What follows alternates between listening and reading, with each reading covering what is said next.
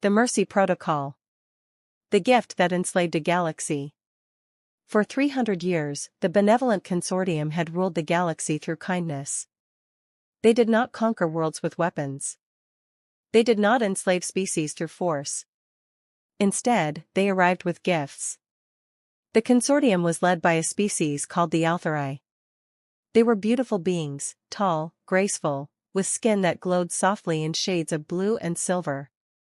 They spoke in gentle voices. They smiled often. They called themselves saviors. When they arrived at a new world, they offered the Mercy Protocol. It was simple. The consortium would provide advanced technology, medicine, and protection. In return, the species would join the consortium family. They would contribute workers to help run the vast empire. They would accept Althari guidance in all matters. Every species accepted. Why wouldn't they? The consortium brought cures for diseases. They ended famines. They stopped wars. They offered peace and prosperity. What they did not mention was the price. Once a species accepted the Mercy Protocol, they could never leave. Their best and brightest were taken to work in consortium facilities across the galaxy.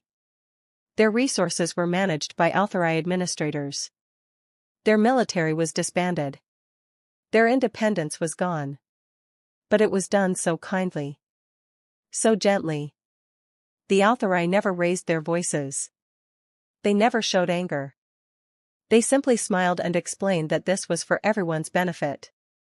This was mercy. 300 species had accepted the Mercy Protocol. 300 worlds now served the consortium. And no one ever fought back because the consortium was so kind, so generous, so loving. Until they came to Earth. First contact with humanity. Ambassador Talon stood on the bridge of the consortium flagship Eternal Grace. He looked at the blue and green planet below and felt confident. This would be like every other first contact. The humans would be confused at first, then amazed, then grateful. Open communication channel, Talon ordered. A human face appeared on the view screen. She was middle-aged with gray hair and tired eyes. Her uniform was simple, military but not threatening. Her name appeared on the translator, General Rebecca Morrison, United Earth Defense Command. Greetings, humans of Earth, Talon said warmly. I am Ambassador Talon of the Benevolent Consortium. We have traveled across the stars to bring you wonderful news. You are no longer alone in the universe. General Morrison listened carefully. Her expression did not change. We come offering the Mercy Protocol, Talon continued. We will share our technology with you. We will cure your diseases. We will end your wars. All we ask in return is your partnership. Join the consortium family. Let us guide you to a better future. Talon waited for the usual reactions, wonder, excitement, gratitude. Instead, Morrison was quiet for a long moment. What's the catch? She asked finally. Talon blinked. Catch? I do not understand.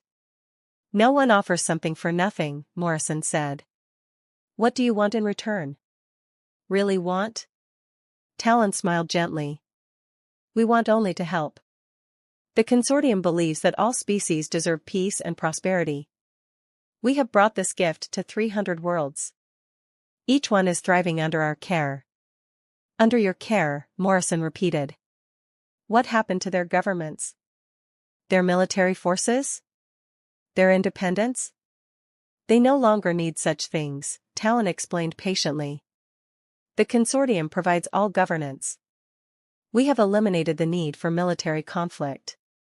As for independence, he spread his hands. Why would anyone want to be independent when they can be part of something greater? Morrison's eyes hardened. So you're offering to take over our world, remove our right to self-determination, and call it mercy? We are offering salvation, Talon corrected. Your species is young. You are still fighting wars. Still suffering from preventable diseases. Still struggling with resource scarcity. We can fix all of that. All you must do is accept our guidance. And if we refuse? Morrison asked. Talon's smile never wavered. Why would you refuse? Look at the data we have sent. Every species that joins the consortium experiences immediate improvements in quality of life. Crime drops to nearly zero. Poverty is eliminated. Disease becomes rare. This is what we offer you. You didn't answer my question, Morrison said. What happens if we refuse? Talon sighed gently. Then you will continue to suffer. You will continue to fight your small wars. Your people will continue to die from problems we could easily solve. We will leave you to your fate. But we will be sad to see such potential wasted. Morrison stared at him for a long moment. Give us 3 days to discuss this. Then we'll give you our answer. Of course, Talon said graciously. Take all the time you need. We are patient. Earth's answer. 3 days later, Ambassador Talon stood in the same spot on his ship's bridge. He had spent those days reviewing Earth's history. Humans were primitive but not stupid. They had created remarkable things with limited resources. Once they accepted the Mercy Protocol, they would make excellent workers. The communication channel opened. General Morrison appeared again. This time she was not alone. Behind her stood representatives from every major nation on Earth. Military leaders. Scientists. Politicians. They all looked serious. Ambassador Talon, Morrison began. We have reviewed your offer carefully. We have studied the data you provided. We have discussed the matter extensively. Talon smiled warmly. And have you reached a decision? Yes, Morrison said. Our answer is no. Talon's smile faltered for just a moment. Forgive me. Could you repeat that? No, Morrison said clearly. Earth declines your Mercy Protocol. We choose to remain independent. Talon felt confusion wash over him. In 300 years, no species had ever refused. General Morrison, I think perhaps you do not understand. We understand perfectly, Morrison interrupted. You want to take control of our world. You want to dismantle our governments and absorb our people into your empire. You're just polite about it. We offer only help, Talon protested. Help we didn't ask for, Morrison replied. Help that comes with strings attached. That's not help. That's conquest with a smile. Behind her, the other humans nodded in agreement. Talon tried again, keeping his voice gentle. Your species is suffering. We can end that suffering. Do you not care about your own people? We care deeply, Morrison said. That's why we're saying no. Our ancestors fought and died for the freedom to determine our own future. We won't throw that away just because you wave some shiny technology at us. You would choose pride over the welfare of your species? Talon asked, genuinely confused. We choose freedom over comfortable slavery, Morrison corrected. And before you ask, yes, we understand the consequences. Yes, we know you could probably destroy us if you wanted to. But we're still saying no. Talon felt something he had not experienced in centuries, frustration. This is foolish. You are condemning your people to unnecessary suffering. Maybe, Morrison said. But it will be our suffering. Our choice. Our future. Not yours. Talon took a deep breath. He activated his diplomatic protocols, accessing 300 years of experience in dealing with reluctant species. General Morrison, let me be very clear. If you refuse the Mercy Protocol, the consortium will leave. We will not help you. When your people die from diseases we could have cured, that will be on you. When your wars destroy cities we could have saved, that will be your responsibility. Can you live with that? Morrison's expression did not change. Yes. Can you live with respecting our decision? Silence filled the space between the ships. Finally, Talon spoke. Very well. The consortium respects the choices of all species. We will depart. But know this, the offer remains open. When you change your mind, we will return. Don't hold your breath, Morrison said quietly. The communication ended. Talon stood on his bridge, staring at the now dark view screen. Around him, his crew looked uncertain. In 300 years, no one had refused the Mercy Protocol. Ambassador, his second officer said quietly. What do we do now? Talon thought for a moment. Then he smiled.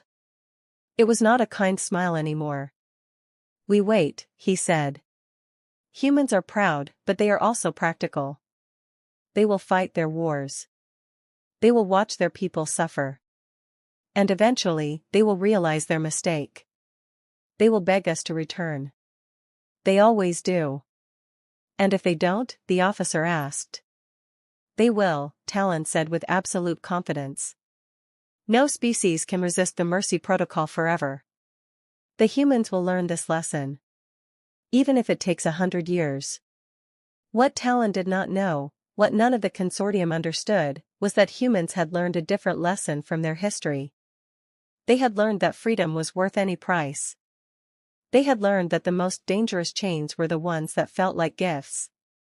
They had learned that sometimes, the kindest voices told the cruelest lies.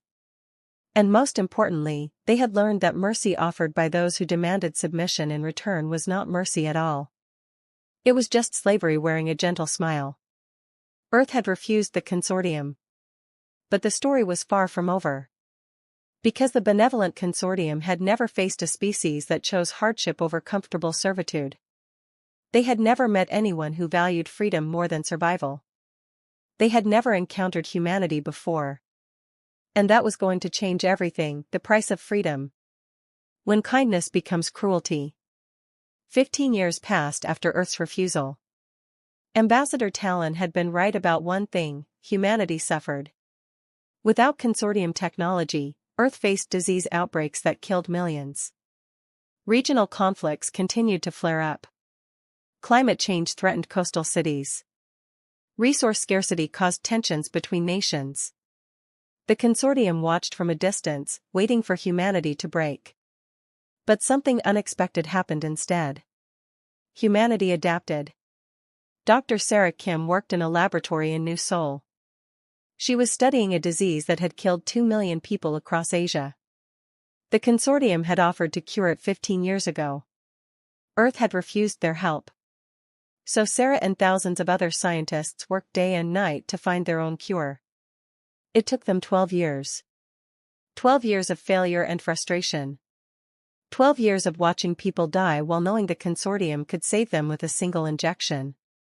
But when Sarah finally succeeded, when she held the cure they had developed themselves, she cried with joy. We did it, she whispered to her team. Without them. Without giving up our freedom. We actually did it. Similar stories played out across Earth. Engineers developed new energy sources without consortium technology. Diplomats brokered peace deals without consortium mediation. Farmers increased crop yields through human ingenuity rather than alien gifts. Progress was slower. The cost was higher. But it was humanity's progress. Humanity's cost. Ambassador Talon watched these developments with growing concern. This was not how things were supposed to work. Species that refused the Mercy Protocol were supposed to collapse into chaos. They were supposed to beg for help. Humans were supposed to fail. Instead, they were succeeding. This is problematic, Talon said to his superiors during a secure communication. He was speaking to the High Council, 5 ancient Althari who guided the consortium's policies. Council member Vera spoke first. Her voice was melodious but cold. Explain how one primitive species refusing our generosity qualifies as problematic. Because others are watching, Talon replied. For 300 years, every species has accepted the Mercy Protocol. Earth's refusal was an anomaly. But if they survive, if they thrive, other species might start questioning their own membership. Impossible, Vera said. We have given them everything. Why would they question that? Because humanity is showing that independence is possible, Talon explained. Earth is broadcasting their achievements across all frequencies. They want everyone to know they're succeeding without us. Another council member spoke, an elder named Karaf. Then perhaps it is time to remind the galaxy why the Mercy Protocol exists. Cut off all trade with Earth. Inform other species that contact with humans is forbidden. Isolate them completely. We tried that, Talon admitted. Several species ignored the ban. They're trading with Earth secretly. Exchanging technology. Sharing information. Silence greeted this revelation. Finally, Vera spoke again. Are you telling us that the consortium is losing control? I'm saying that humanity has created a problem we've never faced before, Talon said carefully. They're not just surviving. They're inspiring others to question the system. The domino effect. On a mining world called Cal-9, a young alien named Grix watched a human broadcast. The planet had been part of the consortium for 80 years. Grix had been born into servitude, it was all he had ever known. But now he was watching Dr. Sarah Kim explain how humanity had cured a deadly disease without consortium help.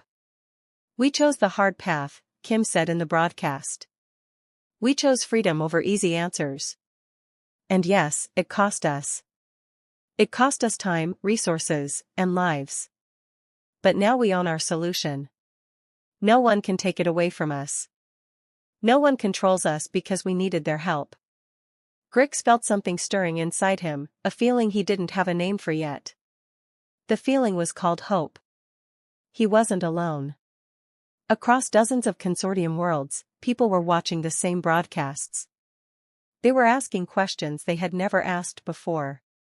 Why did the consortium control all the medicine? Why couldn't they make their own technology? Why had they given up their independence for gifts they might have developed themselves? The questions started small. Whispered conversations in work facilities. Secret meetings in hidden locations. But they grew louder. On Cal-9, Grix organized a peaceful protest. 500 workers gathered outside the consortium administrative building. They held signs with simple messages, "We want to choose. Freedom over comfort. Show us the contracts we signed." Ambassador Talon arrived personally to address the protesters. He stood on a platform, his gentle smile firmly in place. "My friends," he said warmly. "Why are you upset? You have everything you need. Food, shelter, safety. The consortium provides all of this." Grix stepped forward. He was young and scared, but he spoke anyway. "We want what the humans have. The right to choose our own path." "The humans are suffering," Talon replied gently. "They have disease and war and poverty. Is that what you want?" "They also have freedom," Grix said. "They control their own destiny. We want that too." Talon's smile tightened slightly. "Freedom is overrated, my young friend. Look around you. No crime. No war. No starvation. This is what the consortium provides. Why would you trade this for the chaos of independence?" "Because it's our chaos to choose," Grix replied. The crowd behind him roared in agreement. Talon realized something chilling in that moment. The protest wasn't about poor conditions or mistreatment. It was about something far more dangerous. It was about dignity. The consortium's true face. The protests spread. Within months, 15 consortium worlds were experiencing unrest. Nothing violent, just people asking to renegotiate their agreements. Asking for more autonomy. Asking to be treated as partners rather than children. The High Council convened an emergency session. "This is Earth's fault," Varys declared. "Humanity has poisoned the minds of our member species. We must take action." "What kind of action?" Korath asked. "We send a fleet to Earth," Varys said coldly. "We show them the price of inspiring rebellion. We show them that the consortium's mercy has limits." Talon felt his stomach turn. "You mean military action? We've never attacked a species before. That goes against everything the consortium claims to stand for." We won't attack them, Varys replied, her smile never wavering. We will simply surround their planet. Cut off all contact with the outside galaxy. Show everyone what happens to species that refuse our guidance. Earth will be isolated, helpless, alone. Eventually, they will beg to rejoin us. And if they don't? Talon asked. Varys's smile finally faded. Then we make an example of them. We show the galaxy that the consortium's mercy is a gift that can be withdrawn. For the first time in 3 centuries, Ambassador Talon understood the truth about the organization he served. The benevolent consortium had never been benevolent. They were just conquerors who smiled while they enslaved worlds. They called it mercy to hide what it really was, control. And now, faced with a species that refused to be controlled, the gentle mask was beginning to slip. Earth prepares. General Morrison stood in the war room, studying the tactical displays. Consortium ships were massing at the edge of the solar system. Hundreds of them. Maybe thousands. They're coming, her intelligence officer reported. Looks like a full blockade. They want to cut us off from the rest of the galaxy. Morrison nodded slowly. She had expected this.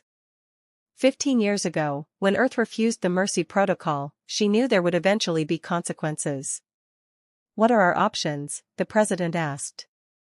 She was a new president, the 4th since first contact. But like her predecessors, she had been elected on a platform of preserving Earth's independence. Limited, Morrison admitted. We've built up our fleet, but we're still outmatched. They have 300 years of advanced technology. We have 15 years of desperate innovation. Can we fight them? We can try, Morrison said. But it won't be pretty. We'd lose most of our fleet. Probably millions of lives. The president closed her eyes. Is there another option? Yes, Morrison said quietly. We can surrender. Accept the Mercy Protocol. Join the consortium. Our suffering ends. Our people get access to their technology and medicine. We just have to give up our freedom. That's not an option, the president said firmly. I know, Morrison replied. I just wanted to make sure we all understood the choice. Fight and probably lose everything. Or surrender and definitely lose who we are. Around the table, Earth's leaders nodded. They had made their choice 15 years ago. They had watched millions die from diseases the consortium could have cured. They had struggled with problems the consortium could have solved with a wave of their hand. But they had done it on their own terms. And they would face this threat the same way. Send a message to the consortium fleet, the president ordered. Tell them Earth's position has not changed. We will not surrender our independence. If they want to fight us, we'll fight back. Morrison transmitted the message. Then she activated the defense grid and recalled all Earth ships to defensive positions. The consortium fleet arrived 3 days later. They surrounded Earth like a noose tightening around a neck. Ambassador Talon sent one final message. Humans of Earth. This is your last chance. Accept the Mercy Protocol. Join the consortium peacefully. Or face isolation and eventual extinction. The choice is yours. General Morrison responded personally. Ambassador Talon. 15 years ago, we told you that freedom was worth any price. That hasn't changed. You can blockade us. You can cut us off from the galaxy. You can watch us struggle and suffer. But you cannot make us surrender our dignity. You cannot force us to give up who we are. So no. Our answer is still no. It will always be no. Talon closed his eyes. He had served the consortium for 200 years. He had brought 300 species into the fold. He had always believed he was doing good. But now, looking at the determination in Morrison's eyes, he wondered if he had been lying to himself the entire time. High Council, he reported. Earth refuses to surrender. Then we proceed with Phase 2, Varys replied. Total isolation. And Talon, make sure every species in the galaxy is watching. Make sure they understand what happens to those who refuse our mercy. The blockade began. And somewhere in the darkness between stars, other species watched and wondered. If humanity could stand against the consortium alone, what could they do together? The galaxy was about to find out. Because humanity had never been good at accepting defeat. And they were very good at inspiring others to fight for what they believed in. The consortium called it mercy. Humanity called it slavery. And sometimes, the difference between those two words was everything.